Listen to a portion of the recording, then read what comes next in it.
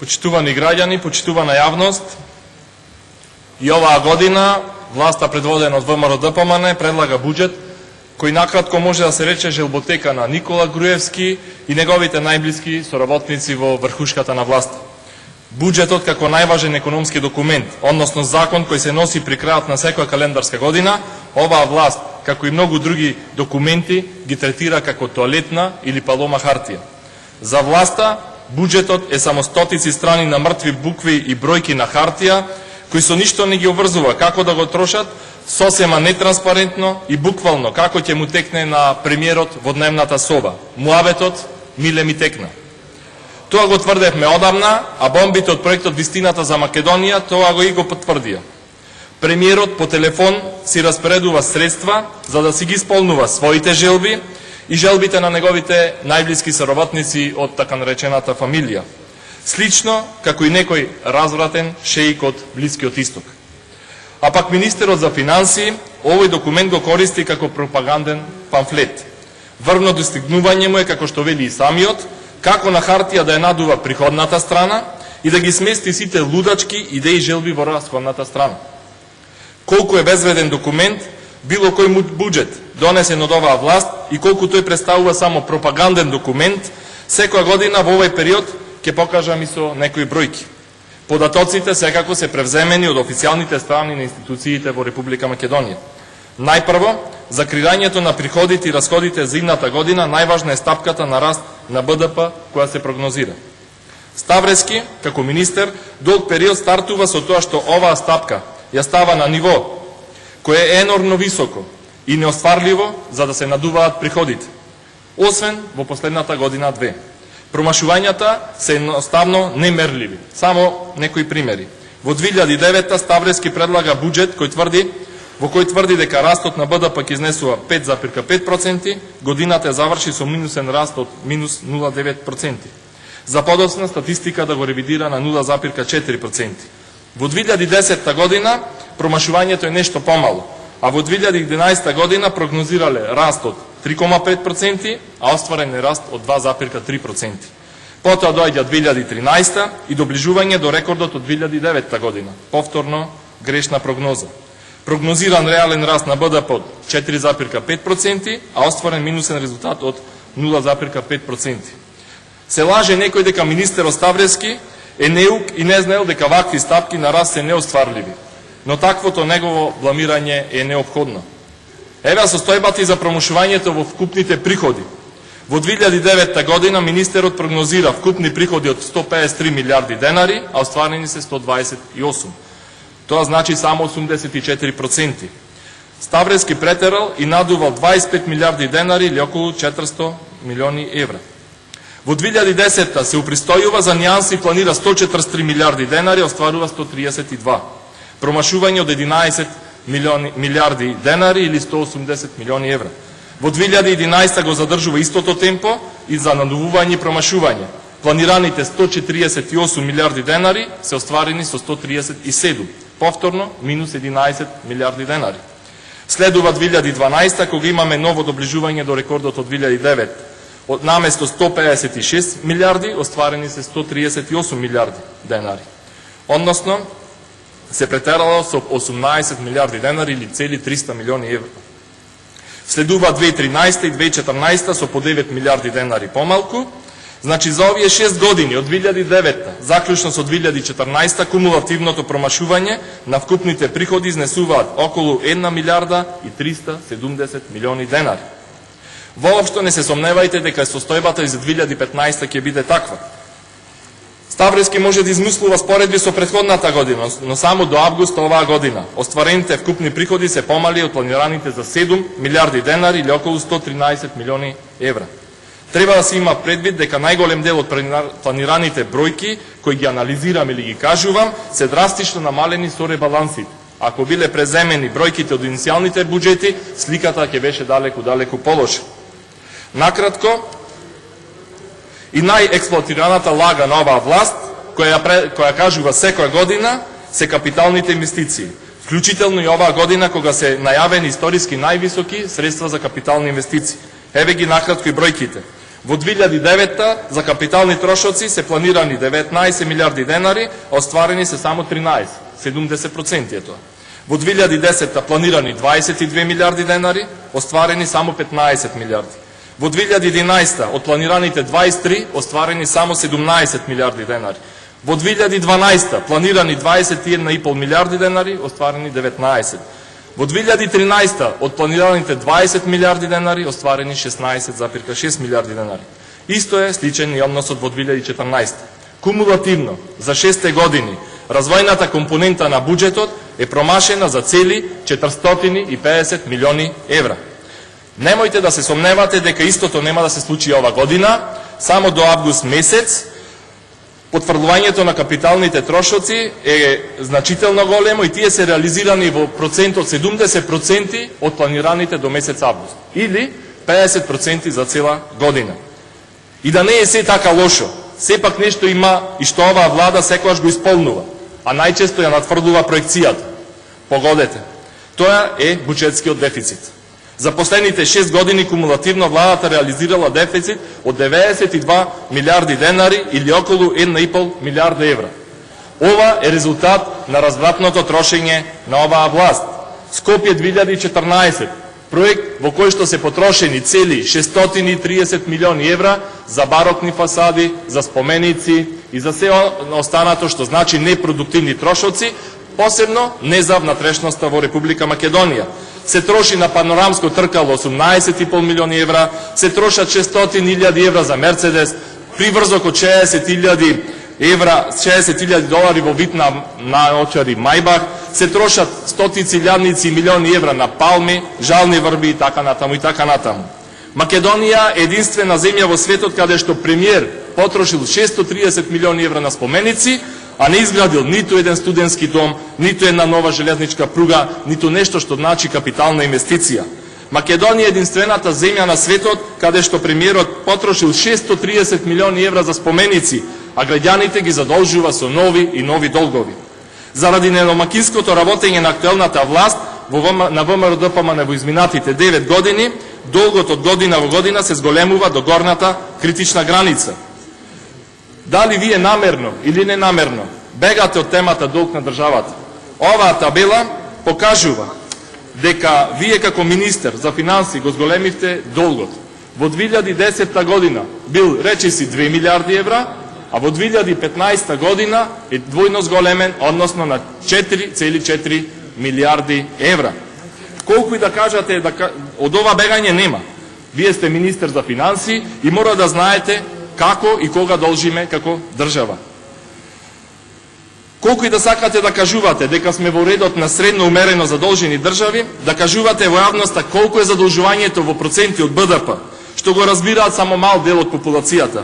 Вие како власт треба јасно и гласно да и кажете на македонската јавност дека во 2006 година превзедоте државата со долг од околу 1 милиарда евра, а денес е долгот цели 4 милиарди евра. Проста математика, за 4 пати го зголемивте долгот на државата.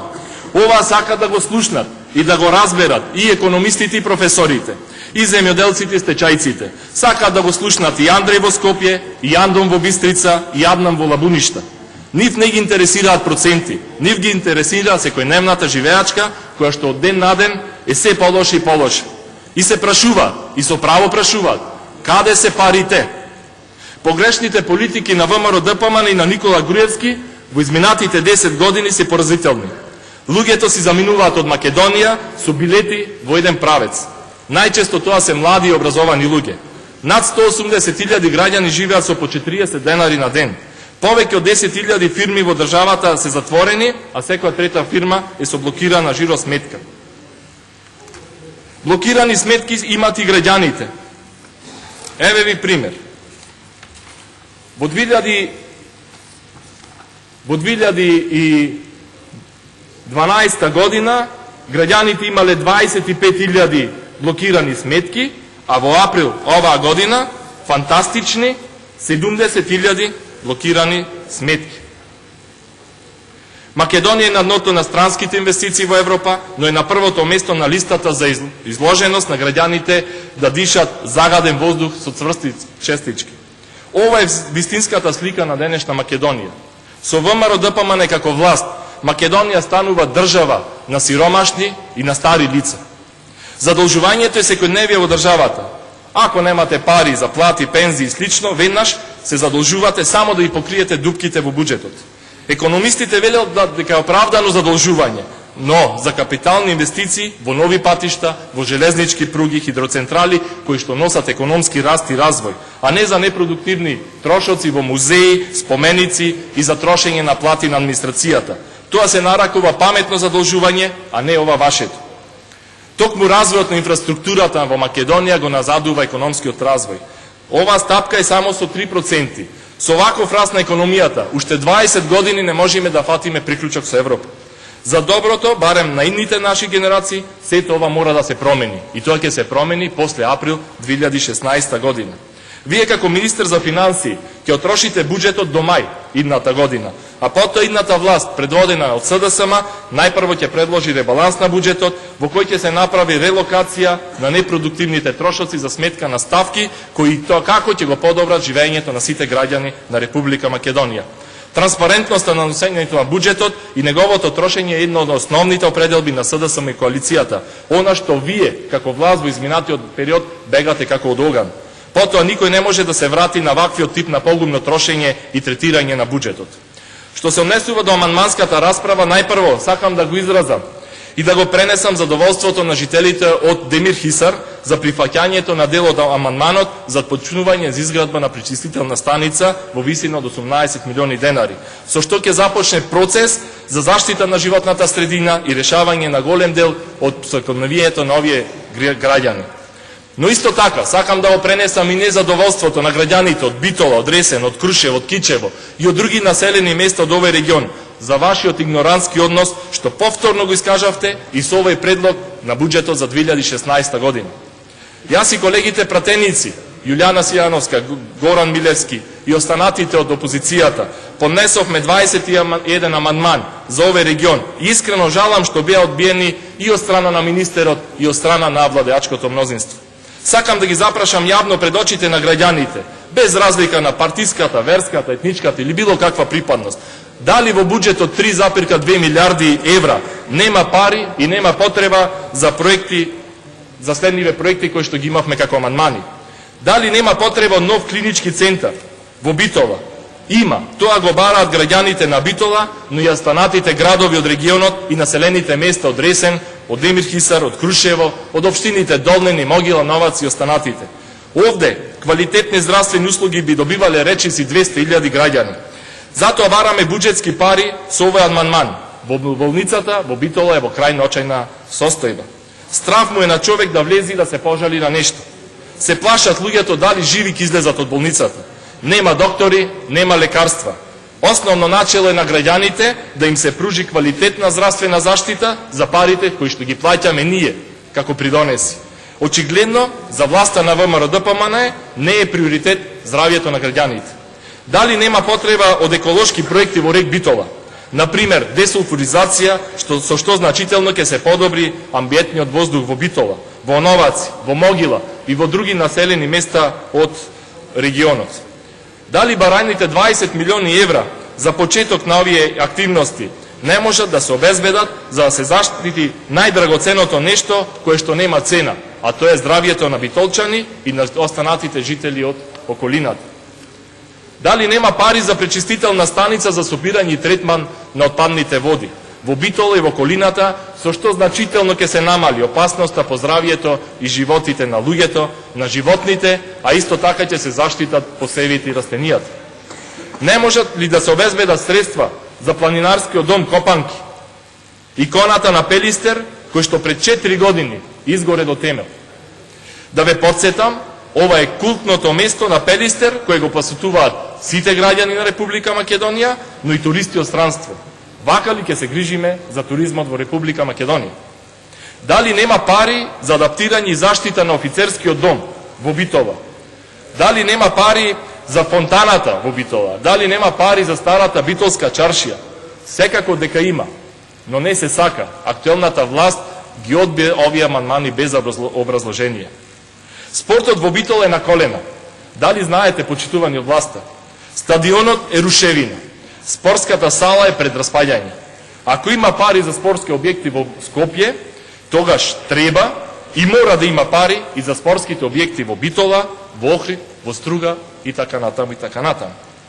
Заре мислите дека во Крушево локалната самоуправа сама ќе изнајди пари за индустријската зона Опаленик, каде што за инфраструктура треба да се инвестират само 1 милион евра, па да компаниите можат да почнат со градба на индустријски комплекси кои ќе вработат стотици крушчевчани.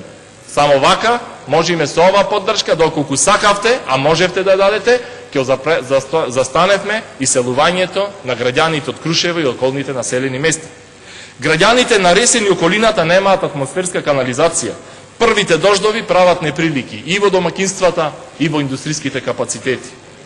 Оваа власт повторно нема пари за Битола, исто како и во изминатите години, кога претходните пратеници од Битола и од регионот предлагаа амандмани за подобро денес и утре за сите нас. Нема пари за нов старски дом и за нова градинка во Битола. Нема пари за нови автобуси. 20 автобуси баравме за Битола. Ако има за 200 автобуси во Скопје, сигурно можете да најдете средства за 20 автобуси за ново јавно предпријатие во Битола, со што значително ќе се намалеше загадувањето во Битола и ќе се овозможеше да има подобра комуникација во градот и околината. Нема пари за нов генерален урбанистички план. Истиот кажа на мојата колешка Јулијана Силјановска: изминате, нема време на трајање. Законска обврска имате како влада, како власт, како локална самоуправа, градот Битола да има нов генерал урбанистички план. Нема пари за патот од Бистрица до Драгош. Таму жителите треба да видите како патуваат до тие населени места. Нема пари за патот од Трново до Молика, кој што доскоро беше со слечишта. Како ќе го развиваме туризмот во подпелистерието? Нема пари за нова жичара на Пелистер. Дали сметнате дека со 30.000 евра и промена само на сајлата на жичарата ќе успеете да привлечете странски туристи? А имате пари за нов проект, уште една жичара или продолжување на жичарата од Козле до Водно. И па каков е тој однос? За едните мајка, за другите маке. Нема пари за почеток на гасификацијата во Битола. И за ова баравме пари, амандманот е одбиен. Дали вие од власта, сакам да ве прашам, немате гриша на совест? Дали знаете дека со одбивањето на овие амандмани го намаливте квалитетот на живењето на овие граѓани во Битола и во околните населени места во регионот? Зошто, ве прашувам, уште еднаш, зошто ја казнувате Битола и градовите од југозападниот регион? Ако немате одговор, тогаш одговорот ќе ви одадат граѓаните во април 2016 година. Благодарам.